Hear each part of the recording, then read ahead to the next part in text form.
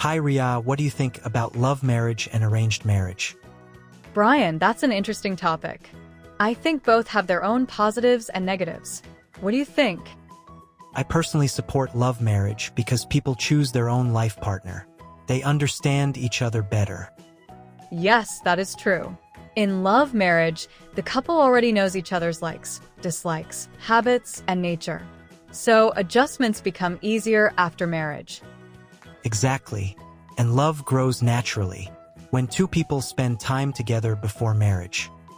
But arranged marriage also has some benefits. Families are involved, so they check background, education, culture, and compatibility. That's right.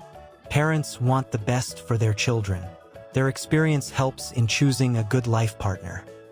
But sometimes in arranged marriage, two strangers have to accept each other without knowing much.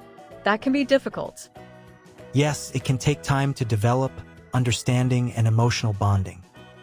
In love marriage, the problem comes when parents don't support the couple. Society pressure also creates problems. True. Many love marriages fail because of family issues and lack of financial planning. In arranged marriages, families support the couple more, especially in difficult times. Yes, family support really helps in maintaining a strong relationship. I think the success of marriage doesn't depend on love or arrangement. It depends on understanding, respect, trust, and communication.